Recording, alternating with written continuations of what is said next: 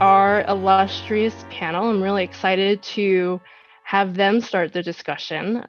First of all, let's set the ground in terms of who our audience is, and then who are the communities that we're talking about. So for those of you that are watching and listening, we encourage you to use the chat at will, and we'll be monitoring that and responding to that as we can throughout the discussion. But if you would now just let us know where you're coming from in terms of your identified profession and what you're hoping to take away from this discussion, why you came into this space. That would really help us as we can't see you. So go ahead and just share that in the chat if you would.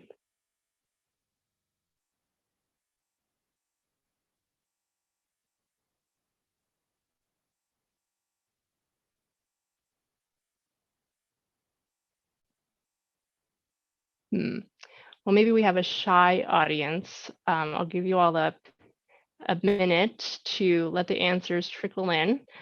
While we're receiving those answers, could I ask Faria to give us a quick overview of the Asian American communities in Philadelphia? We will not be covering everybody today because it's such a rich diversity, but if you could just share with us some brief context for the audience to enter into this conversation.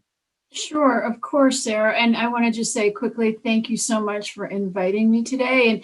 And many thanks also to everyone at the Design Collaborative, Taya and Danielle, for being so gracious and so lovely in organizing this. And it's wonderful to be with all of you. So I want to just give a very quick overview of Asian Americans in Philadelphia, beginning with just a brief intro to Asian American history so that we have some basic understanding. And certainly this is very brief. And I apologize if I'm glossing over the complexities and the rich diversity of our communities. But, I do want to lay some just basic points out there to share with all of you. And if you have questions, I encourage you to put them into the chat. My colleagues and I will really try our best to address those.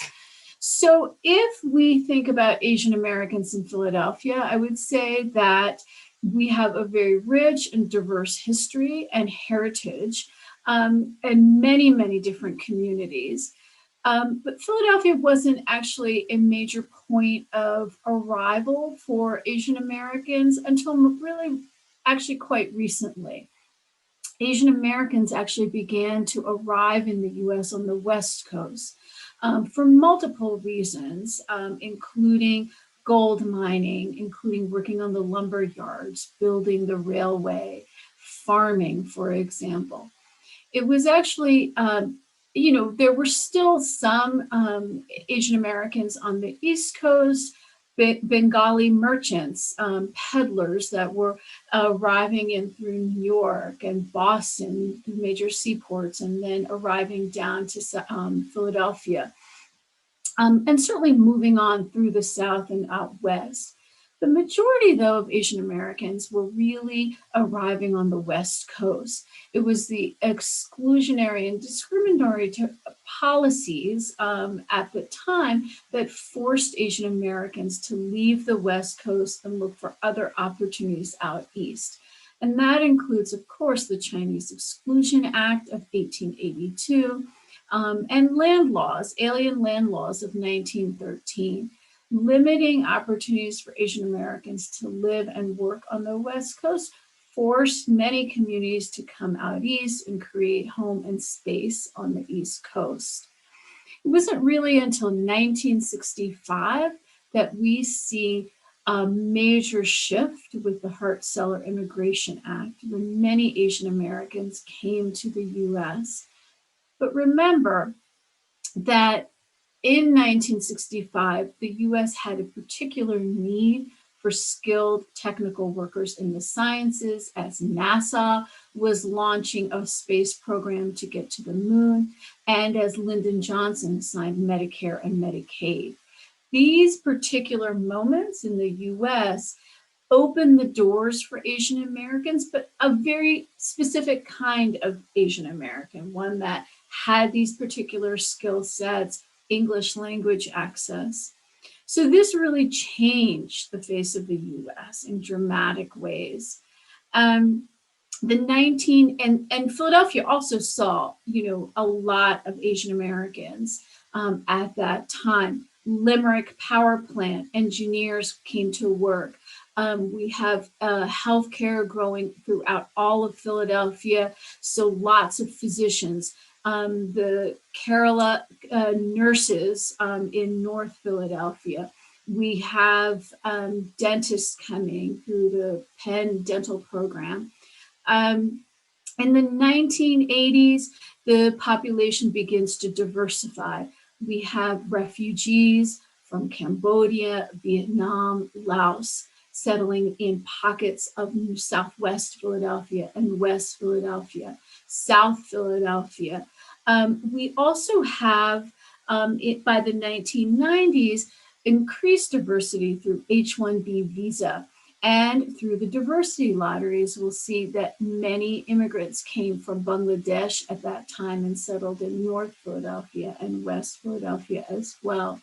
So this is just a very quick overview that allows us to think about US immigration policy and migration, and particularly its impact in Philadelphia.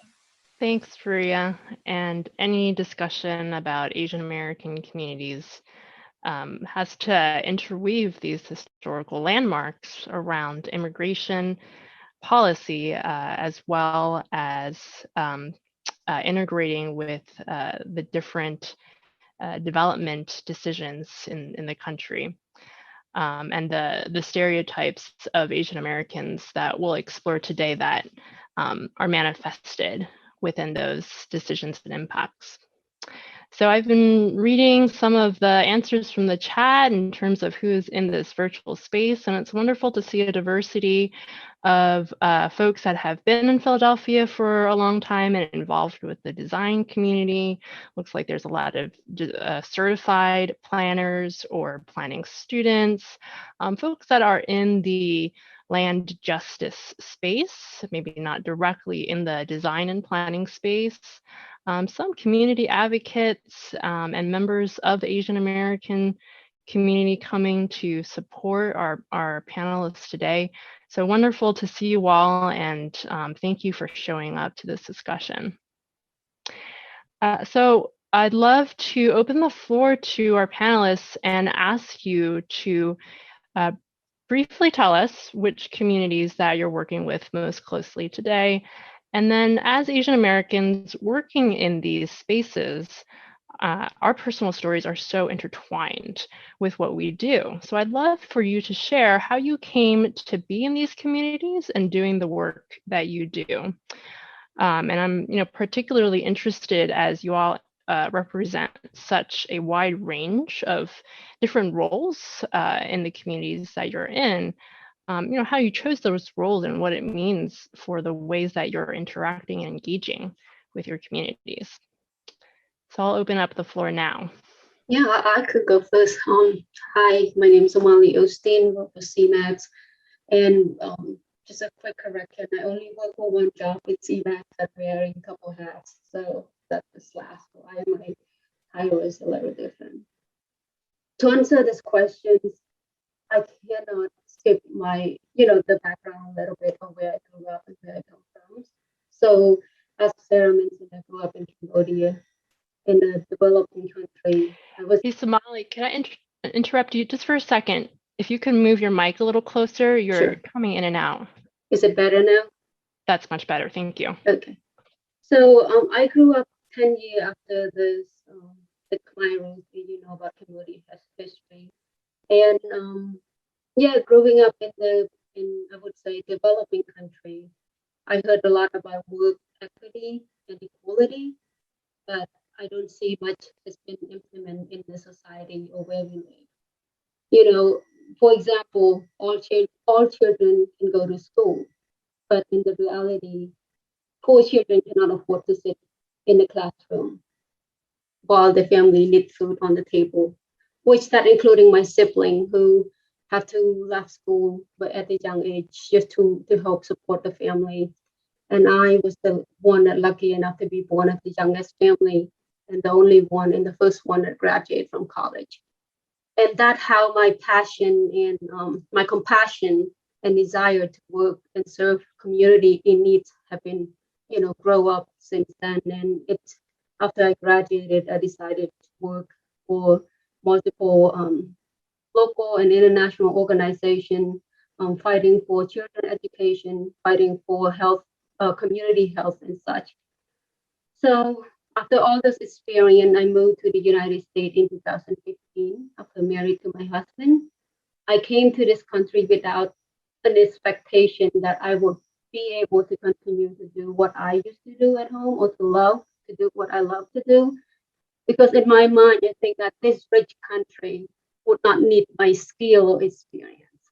But as I live here, I got my green card to start to work. The opportunity with CVAC is open, and I just applied right away, and they were generous enough to give me this platform. And looking back, it's been 5 years that I'm in this community, serving specifically in Southeast Philadelphia, with a diverse community from Southeast Asia, from basically Asian community, also Hispanic community and Black community that live and work and do business along the corridor. And my main job was to focus on building the relationship within the community that the trust have been broken, and just to rebuild that, and work very closely with residents and the business owner along the corridor has been a privilege and been my honor. Thank you so much for sharing, Somali. And folks, feel free to just jump in whenever you're ready. Can you hear me? Yes. This is like the perpetual question during COVID. So hi, everybody. Thank you for inviting me to be part of the panel. I'm really excited to be here alongside a lot of familiar faces. I'm also on my phone because of technology. So if you see, like, if visually things look a little awkward, please forgive. But again, my name is Nancy. I go by she, her. I am all the things that Sarah said that I am, and how I got to be here. I came to Philly 10 years ago, 11 years ago, as a young organizer looking for a way to work in Vietnamese communities. I had a mentor who challenged me. I also had this idea. I was like, I had lived in Vietnam for a year, and I was like, I'm going to go to Vietnam and I'm going to do work there. I have found myself in a lot of different places, pursuing questions around, questions around, how is it that our community came to be what it is, where it is? Like, how is it that our Vietnamese community is so divided? Why is it that we are so haunted by such divisive trauma? how did we land in the United States? I mean, I was really driven by these questions. And so I ultimately decided to pursue answering these questions by just really working in the community. So that's how I came to Philly. I got my first job in the Vietnamese community at a different organization, more of a social service organization, and worked there for 6 years. And I think along, I'm originally from Houston, and so I feel like as a Philly transplant, there was like a lot of history that I had to learn about the community here, about how it was established, what brought it here, and then how the community worked to establish itself. And so our first office when I got here, our office was at 6th and Washington, in that Asian, or, in that sort of like Vietnamese plaza, like right in front of Saigon Maxim. And, these places it's like Saigon Maxim is where like half of the Vietnamese community got married.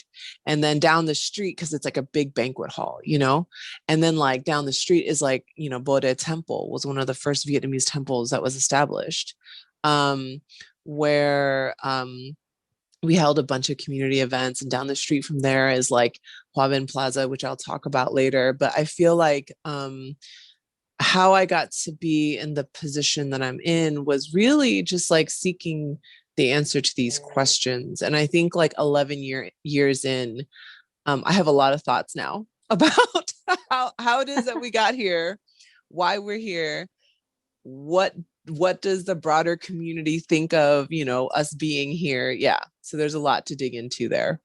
So I'm excited to be part of this panel. Thanks for inviting me. Great. If all goes well, we'll start a podcast and then we can add that to our list of titles. Faria, would you go next? Sure. So I did my dissertation work at Penn on South Asian American Muslim communities. And so,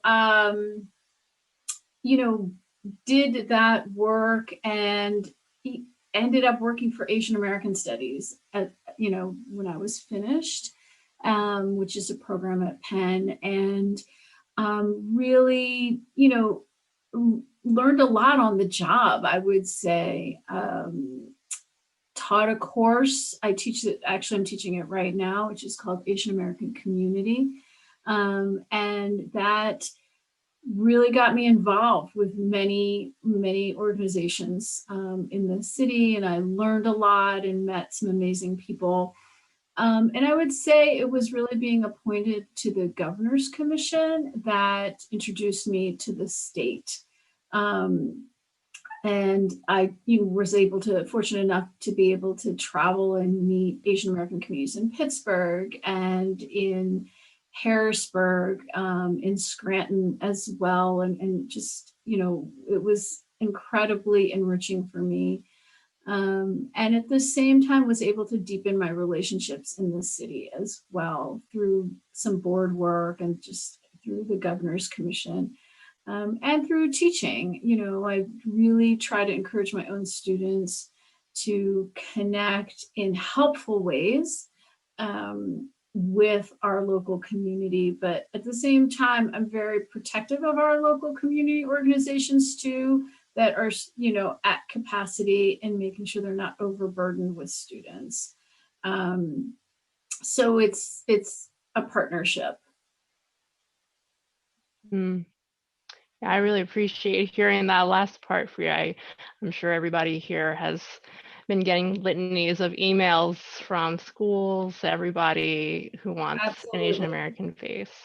Absolutely, yeah. So, I think there are really moments of being helpful, but it can also just be burdensome too when everybody is already at capacity. So I just try to be conscious of that, but yeah. And last but not least, Dave. Hi, everybody. So I'm Dave Q. I'm the Director of Programs at Asian Arts Initiative. And our work does, thematically, we think about the vast array and diverse experiences of the Asian diaspora. In the past few years, we've done programs and shows that, try to end Brahminist patriarchy. We've done work with the Filipinx, celebrating Filipinx Heritage Month. We'll have taiko drumming programs. We'll celebrate Obon Festival.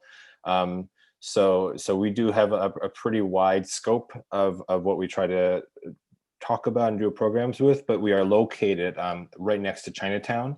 So our advocacy, you know, is for Chinatown and Chinatown North.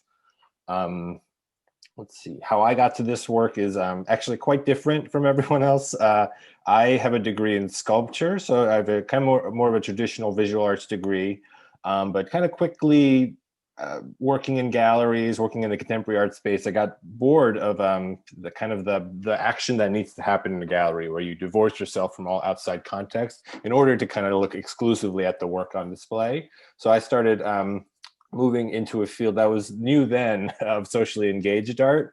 The easiest way to describe that is like, you know, with a painter, they are manipulating paints and canvas in order to kind of show you something. That is their artwork. With a socially engaged artist, we are, you know, manipulating ideas of identity, society, cultural context. All of those are our materials, and we are moving those around in order to make work. So Asian Arts Initiative invited me at the time to be in residence with them as they're launching the Social Practice Lab, asking artists to come and do something, make positive change in their neighborhood. And at that time, you know, I resisted that definition. I was like, I can do something. I don't know if it'll be positive. And I reserve the right for it not to be positive, but I'll try something.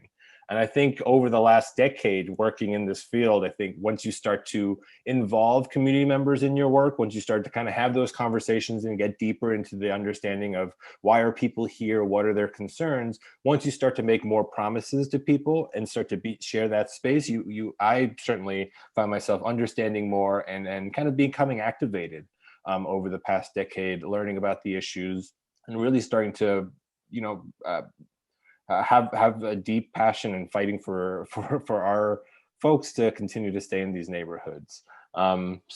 So yeah, I certainly don't think of myself as being trained in community practice, but for somehow I just have been in this neighborhood, in this work long enough where I can start to see new developments in the neighborhood and I'll get mad about it. And it's just because I know all the history and context of it, and other people are like, wait, that seems like a cool thing. Why are you mad about it? And I go, okay, sit down. We need to talk about why this is a terrible development in the neighborhood. Yeah, so that's what brings me to this work. Great, and I've heard such a diverse array of different entryways into where you all are now, but it sounds like from, you know, personal questions of identity to just the work that we're in bringing us naturally closer in relationship and in alignment with these communities. We've all ended up in these spaces. And you know, I've started to hear as you all talked about ways that our communities care about the built environment and are impacted by these issues. So could we start off by getting a sense of the longer history behind those communities? Because, you know, we didn't pop out of nowhere, but we are part of these histories of racialized urban changes. So I'd love to talk a little bit more about the context of that for your specific neighborhoods. And then, you know, what does that say about the broader context that AAPIs often find themselves in and the roles that we're asked or forced to play? I can jump in and give like a quick history of the last 200 years of Chinatown. How's that sound? So like, you know, I think what brought a lot of Chinese immigrants into this area of the city was the presence of the Reading Railroad, which, you know, headquarters were at Broad and Callow Hill. So because of the labor, because of the history of immigration and labor tied to the railroads, there were a lot of kind of Asian immigrants settling in this neighborhood, in this area. But at the same time, we started to see, you know, the Chinese Exclusion Act prevented these immigrants from really owning property, from establishing themselves, the patterns of immigration, and the, you know, the limitations of who is allowed to travel here really created a bachelor society in Chinatown. And I think one thing to note that was really, really vital for the establishment of Chinatown that continues to allow Chinatown today to be a, what's great about Chinatown is that it's still under a lot of family control. And I think the thing that was able to make that happen was the presence of family associations or benevolent associations. These groups of people starting to come together to pool resources and create just kind of mutual aid spaces, share resources during a time of Chinese exclusion when a lot of the policies, when redlining was present, a lot of the policies just prevented Asian participation in the economy. These family associations really helped Asian people start to buy property, start to support each other, and really create this this foundation that Chinatown continues to be built on today. I can go next. In terms of South, we call Southeast because on east side of the Broad Street, that's where I'm working along the South 7th Street commercial corridor. I might not be the best person to talk about the history of the neighborhood. Like Fariha mentioned earlier, there's a rich and long history of this community, specifically in South Philly. If you backtrack to early 1900s, we see the immigrants and refugees from all over the country, like part of Europe and such. But if we look back and, in like early 1970 or early 1980, there's more Southeast Asian, such as Cambodian, Hmong, and Vietnams that settle as refugee along the area. And in terms of business, it's especially the business along the corridor. We can see the history mentioned that most Cambodian bought the business from Jewish business owner in early 1980, and that how they started, their journey as the business owner. And I might be wrong, but I don't think they start the businesses because they come from the business background family or they are so skillful in the business. But I think it's also because that is the only option that they can create income and revenue. That is the only option they can find job in a new country, is to own their own business. So, but if we look back to the long history, the census records probably show over 50 countries that people are from all over the place to settle in this community. But looking at the situation right now, we have the majority of the business owner are 70% immigrants and refugees, who is AAPI, and along with probably about 15% Hispanic Mexican-owned business, along with Black-owned business. So we can see that the majority are AAPI community, and they start this journey since 30 years ago, since they was a refugee, a stranger to this community, to this country.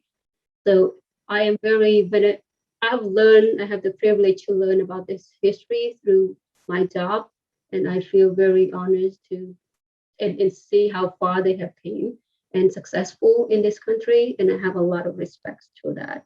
And it's my privilege to be able to work alongside them and serve them, especially during this pandemic.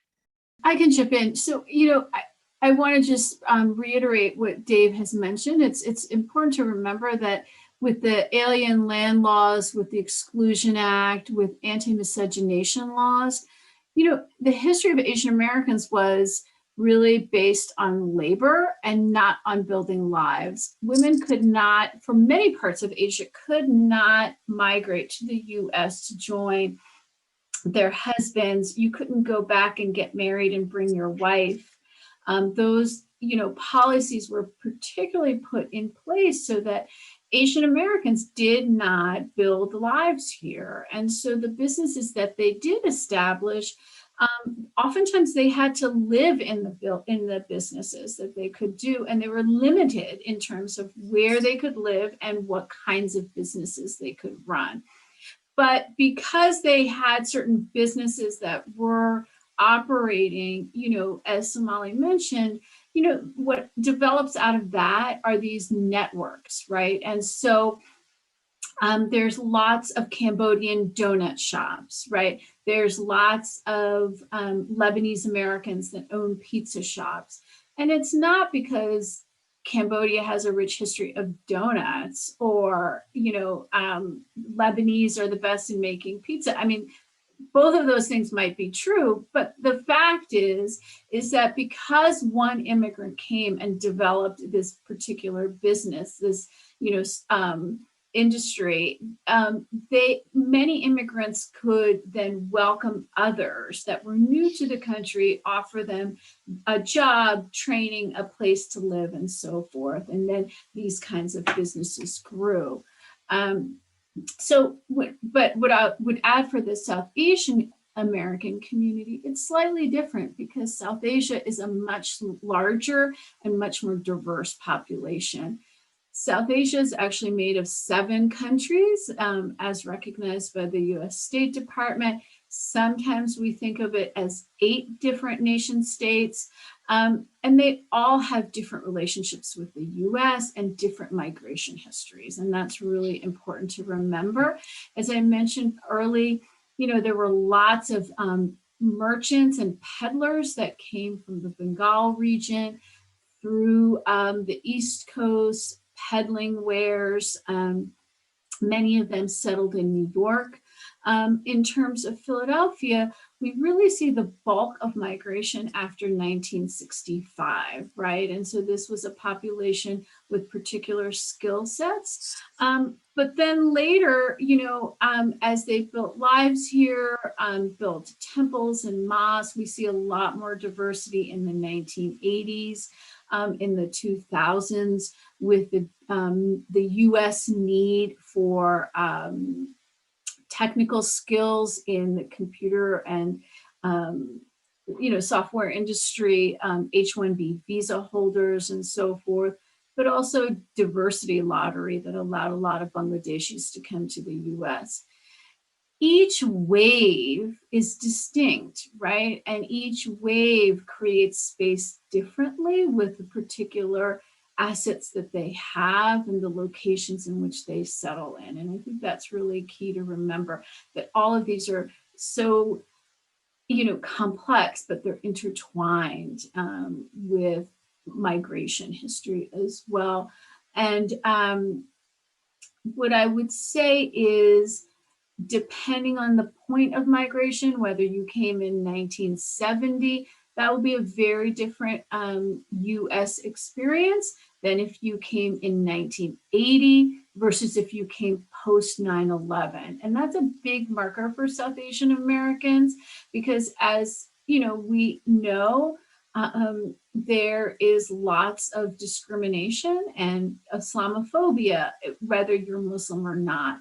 And that directly impacts how South Asian Americans in Philadelphia have created space for themselves in many ways. And then we can come back to this, but for many in our community, gentrification is also another issue.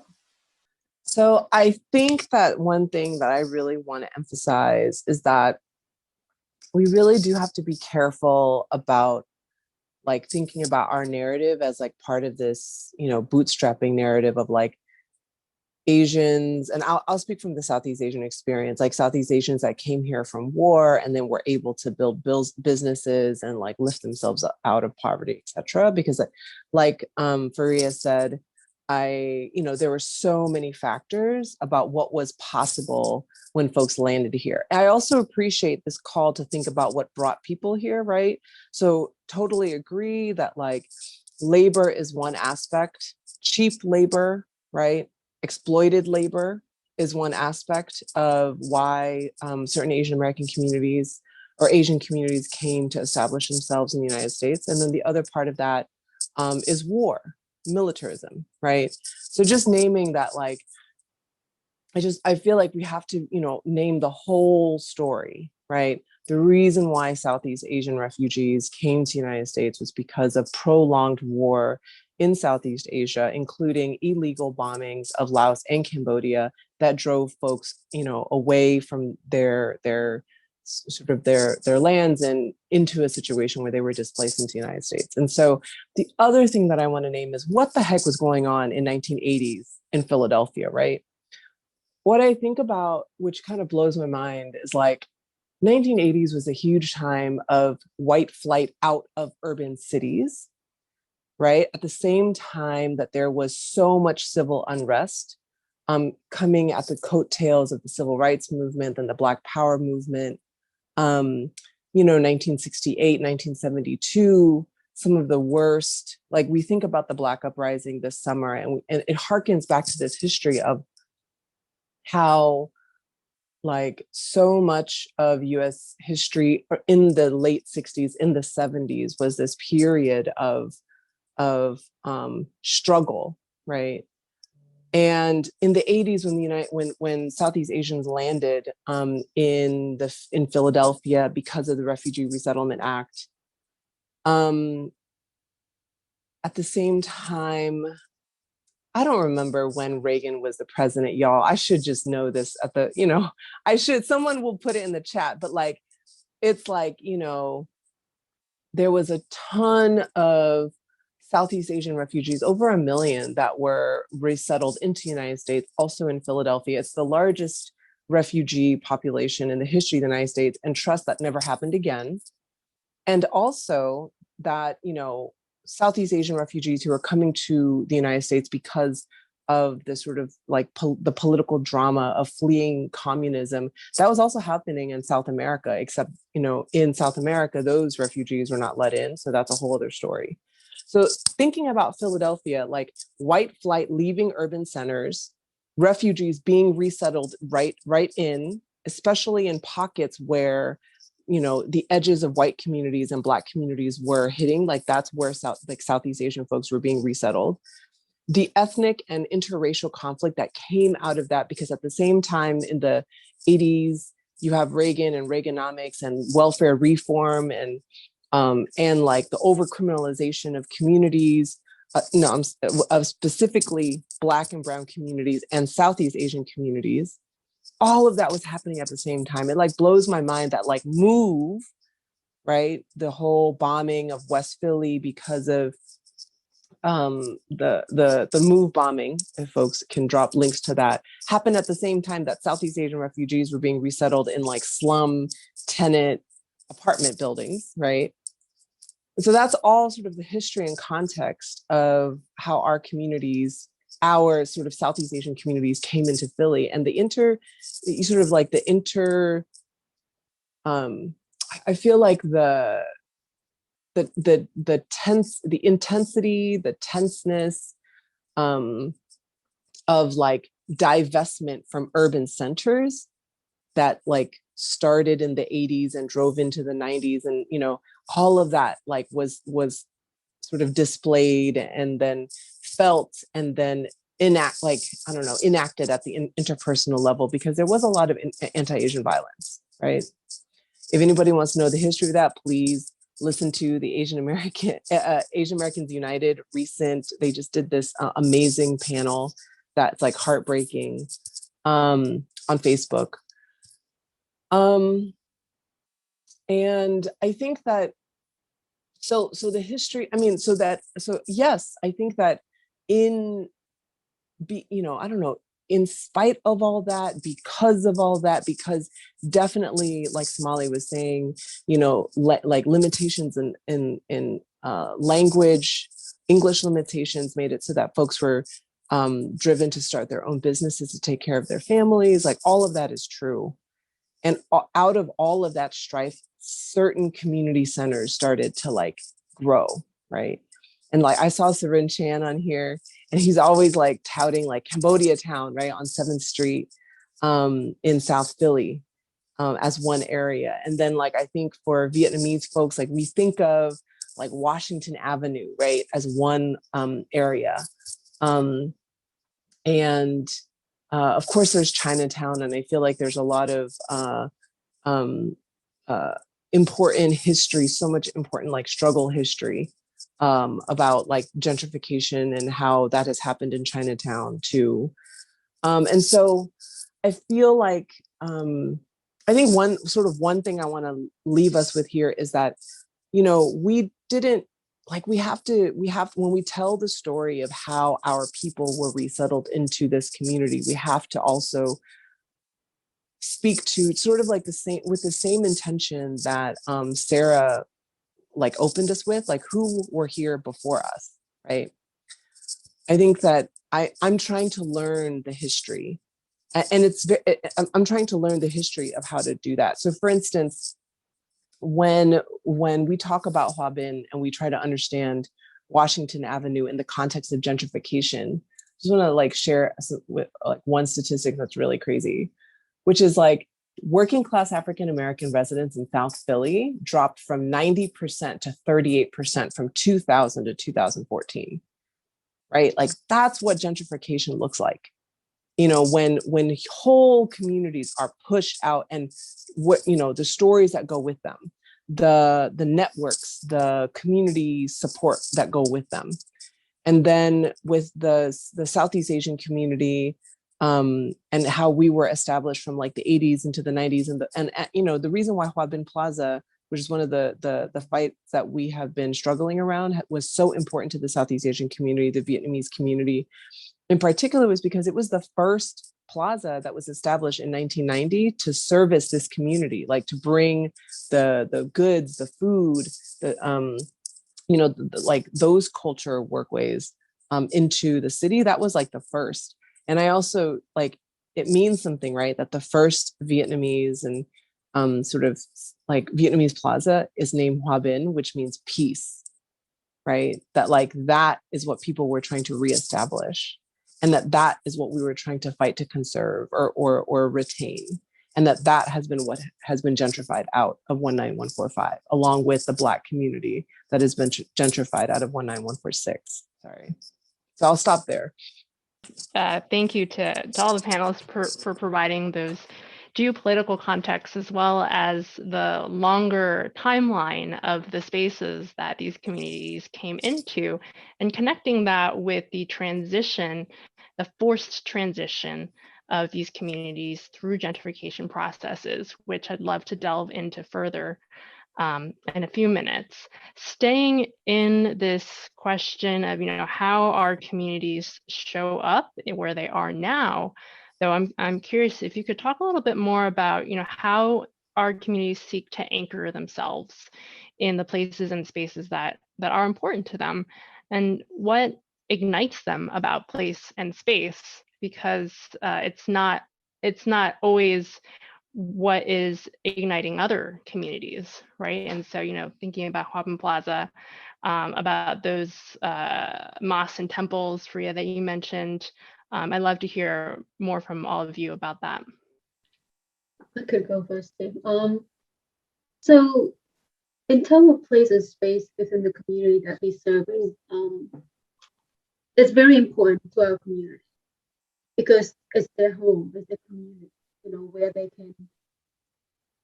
where they can buy their cultural food, where they can speak their own language, where they can see their community that looks the same and similar, and they can share almost similar cultures. So it's important to them. But how can they anchor to take the ownership of the space and to continue to live where they want to live without fearing about gentrification? So the example, one of our business that we work with, he grew up in that community and his family migrated from Pakistan. And his family started a small business on the corridor, and he had to lose his father over a couple $100 that gun robbery came into the store and just kill his father because of the couple $100. And he was a little boy. He was like 6-7 years old. But his mom was serving through that grief and that loss. But she did not move out of the community because that's the only community where she settled and she know that this is her home. And even though she moved somewhere else, it doesn't mean that she can reestablish where she can feel this way. So she conquered. She lived in that community until his son now become an adult, running his own business, and keep that business the same building going on the corridor and continue to start their whole business on the corridor. So where I'm going with this and why I gave this example, it's because the, the place where they settle in the beginning is very important to them. And a sense of home and the ownership to feel like this is their community is also important, and they don't want to give up. Although we seem to see the issues and problems evolving from time to time, every day that they're facing. And I have to say that our communities, business owner resident along the corridor right now, are desperate for the ownership, and they don't want to continue to live with fear of people hate them because of their skin color, because they are Asian, or fear of drug dealer that hanging out at their doorstep and they don't feel safe to walk around their own community. So there's no ending to my sentence here, but I just want to say that this community deserve to live with with a quality of life that they deserve, and they don't have to live with fear, and they don't have to live with somebody might kick their door from, or somebody might attack them when they walk on the street, or they might lost their home because they cannot afford to live here anymore. So I just end right there. It's a great reminder that sometimes the places where we are able to root ourselves become those spaces that are most important by way of our having invested so much in them. Sir, could you repeat the question again? The question was, how do your communities seek to anchor themselves in the places and spaces that are important to them? So, basically, what places are important to your communities? How did that happen to be that place? And what excites them about place and space in their neighborhood? Just in terms of the South Asian population, what I would say is it depends on when they migrated. Early migration had South Asian Americans settling, pretty diffusely throughout the city, and also I would say throughout the neighboring suburbs. More recent migration, including North Philadelphia, including West Philadelphia. There are certainly, issues of rising costs. West Philadelphia is a good example. As Penn grows, it's definitely putting pressure on local communities, not just South Asian communities, but certainly Black communities as well. But what I would say for South Asian Americans, and maybe for all immigrants, is that there is a deep need to feel seen by others that look like you, or that speak your language, that share your particular religious practice, that buy the same kinds of vegetables and spices.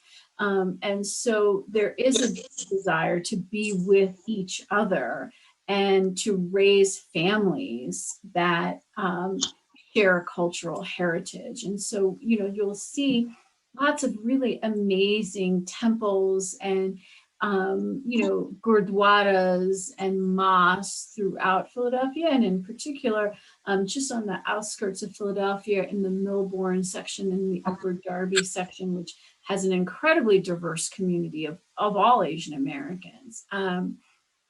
But there's this desire to have those kinds of marketplaces and religious institutions and community centers as well. Upon arrival in the US, Asians are minoritized, right? Instantaneously. And as a result of this sort of trauma of migration, whether you came as a refugee or through your own agency, there's still this desire, I would say, of really being able to be your authentic self, right? In all of these different capacities. I can speak briefly for the Vietnamese community. So I've named some of the locations. I feel like in terms of like food and commerce, there's like Washington Avenue, but you know, and that's like one location. I think that it's, you know, but like Viet businesses and sort of corridors kind of exist in sort of many places in a lot of places. So like Kensington, if folks know Pho Tang Tang, one of the best chicken pho in the city. 66 in Woodland, Southwest. Northeast, there's like Bentang supermarket. There's like a similar sort of like strip, Hong Kong supermarket, Bentang up there. It's that, and then also it's like the religious centers like I had named before, Bodh Temple, which is on 13th and Washington. But there's two things. I think that there's two things, which is interesting also that I want to add. One is that 6th and Washington in particular, that plaza has sort of been like anointed as like an important community center or space. The elder generation, which the elder generation Vietnamese folks are mostly folks that fought with the United States in the South Vietnamese War, and then they came in South Vietnamese Army, and they came to the United States, and then they established the yellow flags, where there's like a yellow with 3 red striped flags. It's considered the Vietnamese heritage flag, which is sort of like seen as, I mean, that flags in Vietnamese communities is very conflicted. So let me just say that. It's really difficult. But that, be that as it may, I'm sorry, I'm getting so many texts on my phone and it's like really distracting. The 6th and that flag and the 6th and Washington Plaza actually has like that flag up, and that is one place where folks want to hold like whenever there's community protests or whenever there's like a political sort of a lot around homeland politics, like that's where that happens. The other thing that's important is on 676 there is like there's a monument to the Vietnamese soldiers that lost their life, because there's all these in the United States sort of lexicon, right? There's all of these monuments around the 58,000 US soldiers that died in the Vietnam War, but there's not much said about those who were Southeast Asian that lost their lives. So in particular to the Vietnamese community, there is a monument on I think, I mean, it's on one of the 676 bridges. I'm like Locust Walk, I think, and that was a huge community effort to establish that. And it was established quite recently. So I think it's interesting because it's like so many communities want to establish themselves and have space, sacred space, that where it's like our histories and our cultures and our struggles are recognized. And I think that it's kind of part and parcel and part of like so much of the contradictions of the United States that both in the narrative of the US wants to welcome that, and B wants to exclude and like hide and invisibilize it almost simultaneously. Right. And so like our communities are constantly caught within that tension as well. I'll stop there. I'm going to respond to the second part of your question, Sarah, about what ignites us about place and space. In Chinatown, so often, for better or worse, what ignites us and really gets us going is the continued threats against our longevity in the neighborhood. And I really like Nancy's point about thinking about like who was here before us, what were the conditions that led us to be here, and what's, you know, so some people are asking about like what's the future. I think in Chinatown, you know, thinking about a lot of Asian immigrants get settled in unwanted land. You know, this area of Philadelphia back then, Vine Street was the northern border of Philadelphia, which allowed for such copious industrial building stock to land, like the Reading Railroad and other huge industries. So people in China, the Li Haofeng laundry that landed at 9th and Race, this was not that desirable. But over time, as Philadelphia's borders expanded, Chinatown became one of the only, not the only community of color in Center City. So that just kept subjecting us to development proposals, like the Vine Street Expressway proposal that would have, if the original proposal had gone through, would have demolished many homes in Chinatown, would have demolished Holy Redeemer, one of the anchor churches in the neighborhood. And churches in the Asian community, at least in the Chinatown community, definitely become these larger community centers. They not only become source of religion, but they end up filling all the needs that our communities end up having. So through advocacy, we were able to kind of reroute Vine Street Expressway. You might see that it is there. We didn't completely defeat that proposal, but we were able to reroute some of the Vine Street Expressway to preserve Holy Redeemer Church so that it continued to stand. And just in the last 10, 15, 20 years, Chinatown has come together to defeat proposals for a baseball stadium, for a casino in our neighborhood, for a federal prison. Twice we've had business improvement districts that the neighborhood thought what wasn't fair, and we've been able to defeat those. So what continues to kind of get us going, what continues to kind of create that community bond, are these proposals that threaten us. I'm hearing, wide variety of responses, but across them all an overlap in terms of wanting to be visible and wanting to feel rooted and to be connected to one's sense of self. These intersecting challenges around geopolitical issues that are of constant interest to the different portions of our community. And then, just the history of struggle that has been in these spaces that almost creates this onus to reclaim and constantly fight for that right to be seen.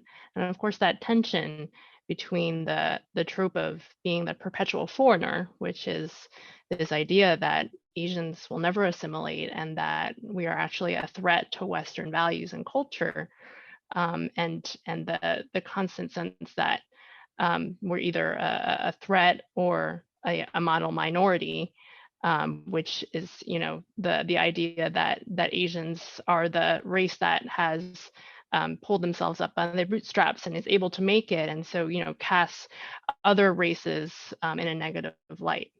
And all that I'm hearing play into your answers about how our communities are rooting themselves. And so I'd love to take us a little bit more into the present and into connecting those struggles with gentrification challenges that are facing many of our communities today, as well as other communities of color. But I'm curious, how is that experienced in the communities that you work with, and what does it look like for the businesses and residents, for the artists that are there? And what is it that's important for those communities to protect when they see that there is a threat? And actually, Nancy, if I could ask you to start us off, just because Huabin Plaza was so recent, the question was, how is gentrification being experienced in the communities that you work with, and what does it look like, feel like? What is galvanizing them to be protecting their communities? Yeah, sorry. I think that when Huabin,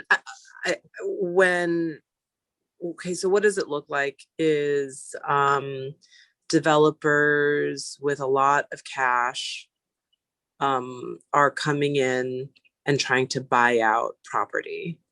And this is like not, this is happening all over the city.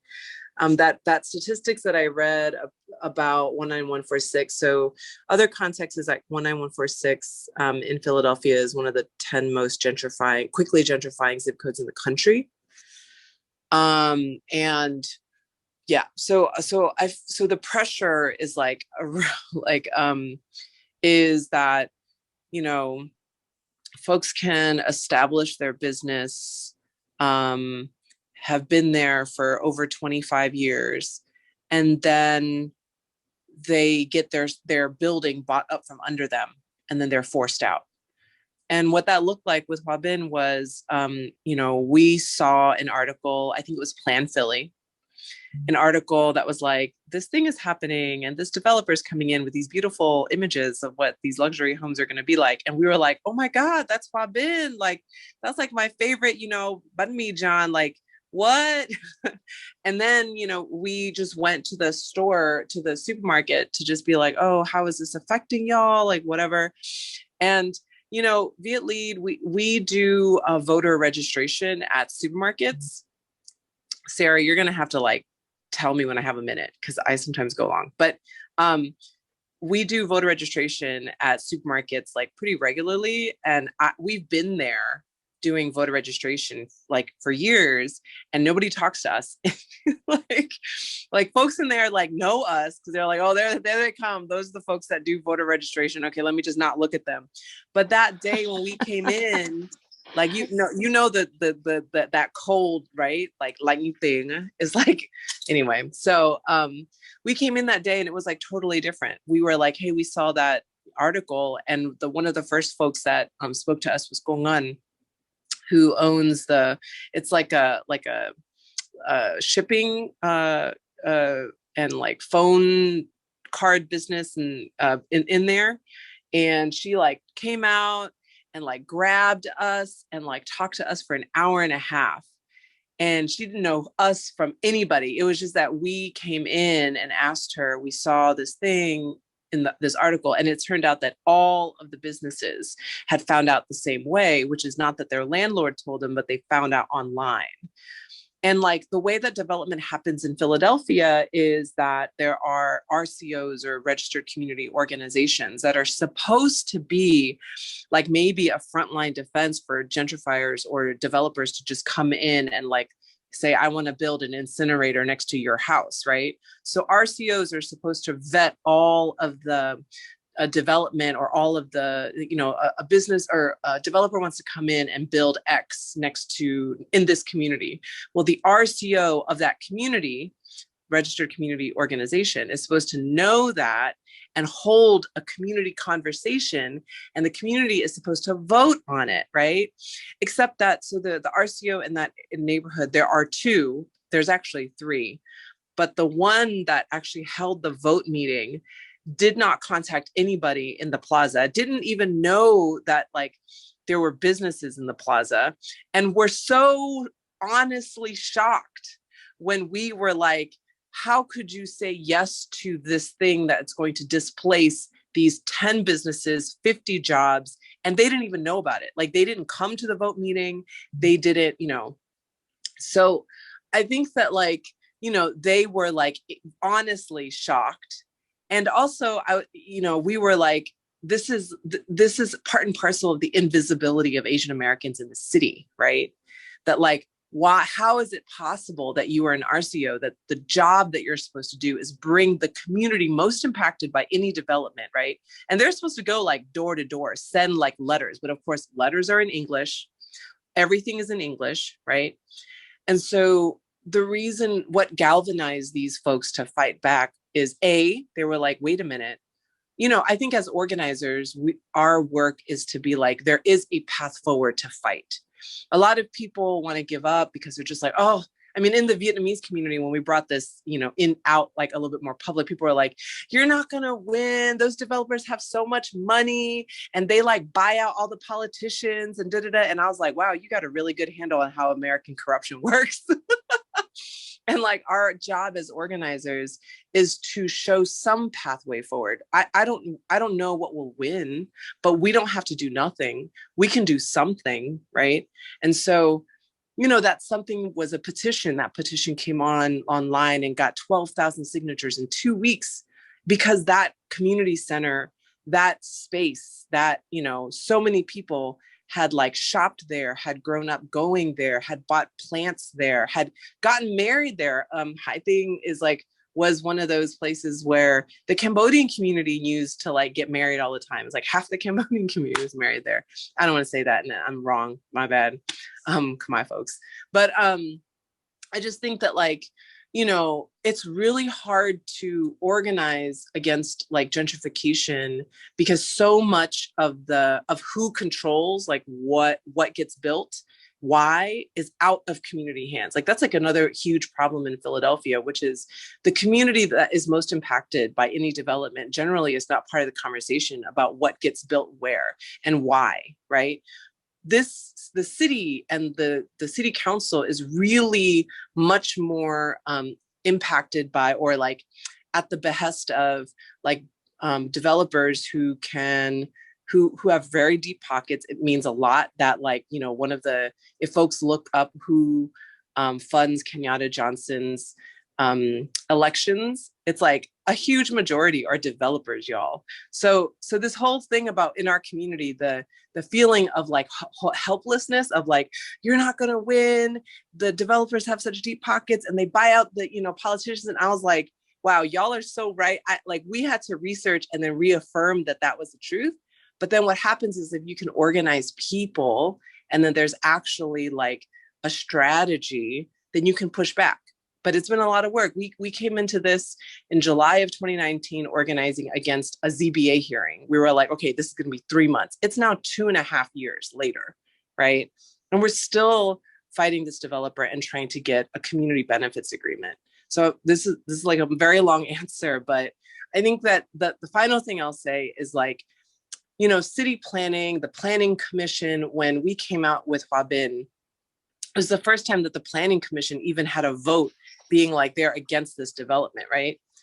And I'm like, unfortunately, the planning commission and planners and urban planners, it's like the way that folks shape or have vision or decide or plan is so removed from community. And I would love to see like not only a process, but like policy that makes it so that city planning and community involvement, especially for long-term residents and business owners, is mandated as part of the process.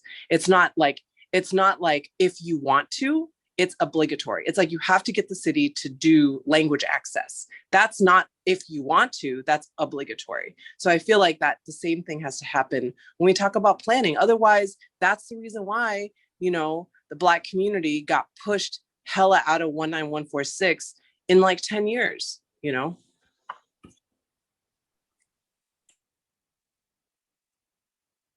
I can jump in and offer an alternative, unless Sarah, you want to move us to a different question? Just to say that we're going to go over 10 minutes just because we started a few minutes late. And I'll just ask for, you know, one other response to this question before we start to close.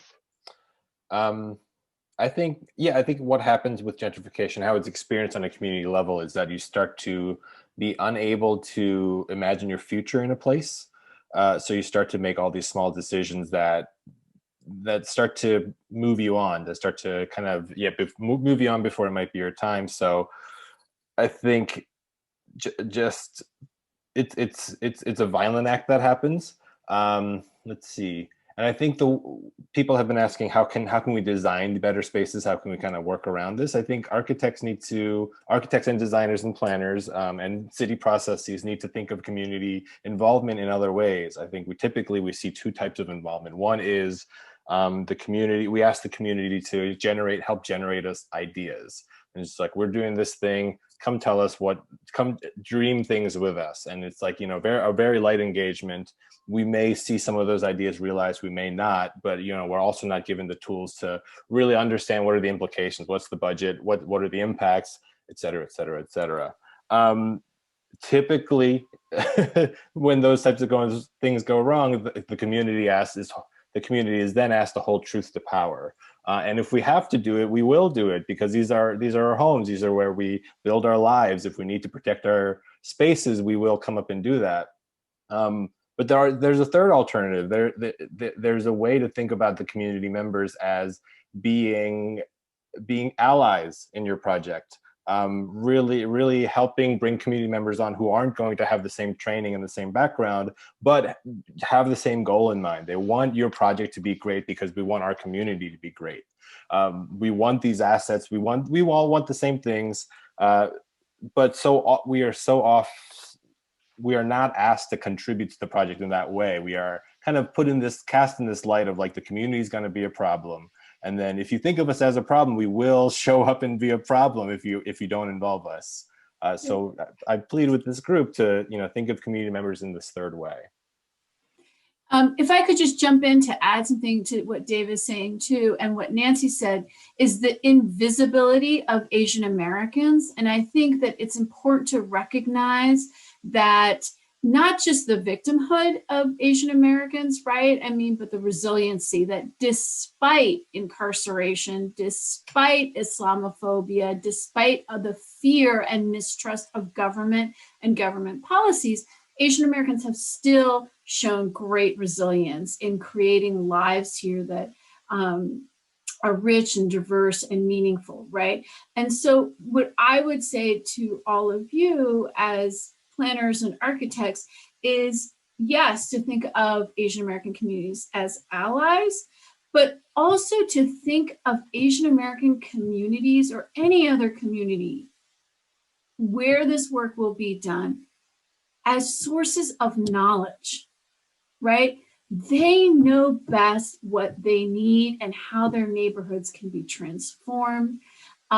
So it's not just a partnership, but as sources of knowledge. And I think offering respect to our communities is incredibly, it will be not just needed or important, but transformative for our city. Thanks, Surya. I think that's a perfect segue to our closing question. And also to lift up another theme that I heard you and Nancy and Dave touch on was just the difference in the perception of what's important, right? And both from a sense of these things being valuable but invisible to the external community, but also in the sense of those things not, those values not being held in the same way by others in the community. And of course, the broken system that all of the marginalized communities in Philadelphia have to deal with when it comes to development in the city. But for the folks that are volunteers in the collaborative, most of the folks in this audience, these are relatively unheard perspectives. And I hope today that you've seen that the built environment has been an arena, not just for struggles, but for resiliency and for great richness and really gems of our city.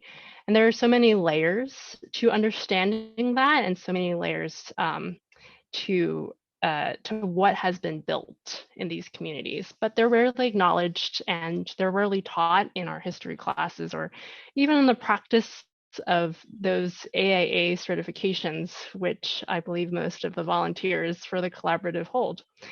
So, how can the work of folks in the audience and members of the collaborative be more relevant to our communities? Because I think what we're hearing is that all along we've been doing planning work, all along we've been shaping our built environments as people with self-determination, as communities with resilience. And that's, as Faria said, a source of knowledge and a source of value. So for the folks on this panel, how can design be more relevant to your communities in terms of the professional field that so often holds the decision-making and authority over those values? I would invite designers to cede as much authority as they are able to in a project. I think of the rail park in our neighborhood as a design intervention and an absolutely needed amenity in our park. Chinatown lacks green spaces, and we absolutely need green spaces like the Rail Park and their, Asian Arts Initiative and the Rail Park and PCDC are partnering to try to get more people to use this amenity. But I take issue with the design aspects of that park. The designer was right to reference the history of the neighborhood. And there's a lot of Corten steel. There's a lot of references to the industrial history of the neighborhood. There's a lot of, it is local in the right ways, but it is lacking Asian involvement in the design aspects because they're referencing an industrial history of the neighborhood that Asians were entirely left out of. There's a wall on the one end of the Rail Park that references all of the great industries that were right here in the neighborhood, and all of them are, white-owned businesses. So if they were able to bring more people into the design process itself, cede a little more authority, I think we would have had a park that invited different types of interaction. It's still an important resource. Asian Arts Initiative still continues to do programming that welcomes our audiences to use a park like that. But I think I take issue with the design and the erasure that is inherent in that design. So yeah, cede your authority. Yeah, what I about to say is not that different from what David just shared. Basically, I have a privilege to work with Collaborative a couple of years ago on the planning along the corridor. And one thing we focus and we value on is the engagement with the community and allow community to be able to sit at the table and share their thoughts. And it's very important. Planning is important, design are important, but to allow community to be able to share and to express what they love to see and love to hear, to see the change is important.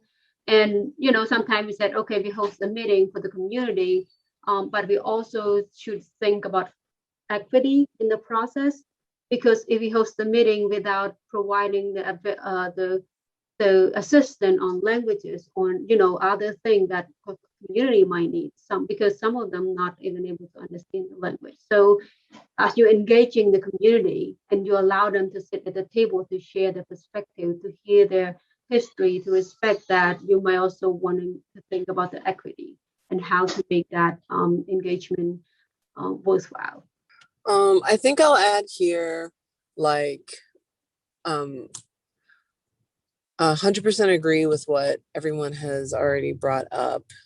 I think another thing is how, we work with a lot of lawyers, and there's a difference between being a lawyer because you can interpret the law, and then being a movement lawyer where you're ceding power and then supporting people to understand how to change laws.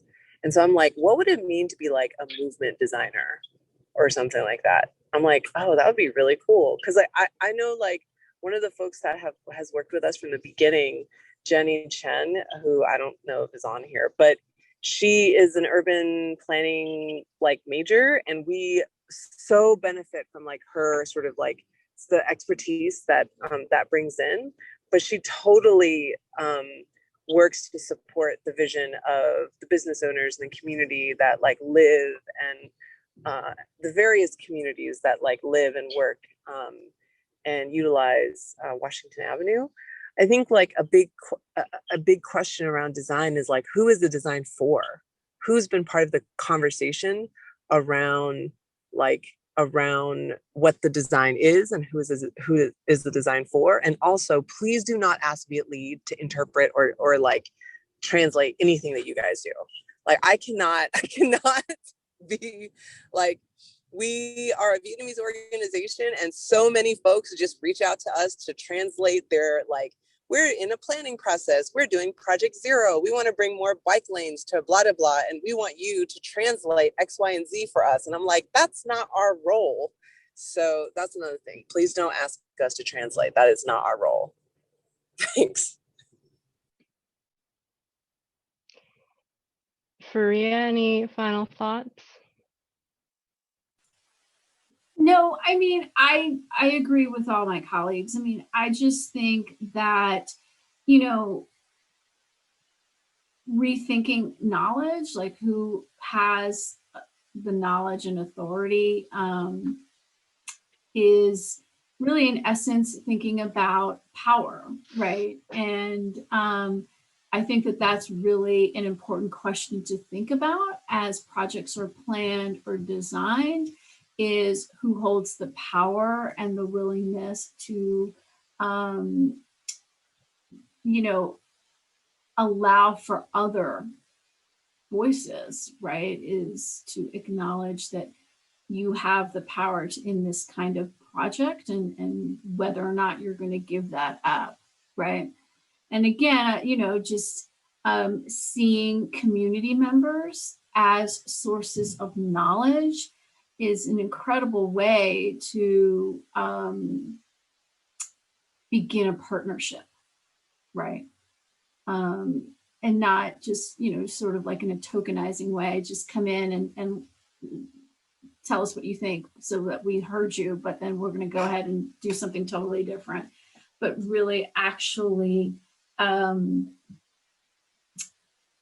being ready to acknowledge one's power in this particular kind of work, and whether or not you want to share that, I think is going to probably guide some of the work. Thank you for that parting word. And just to add one more and to that thought, and also recognizing that there is power already inherent in our communities, right? That has not been recognized. And all along, unearthing that value and recognizing that we've been the agents of our own change.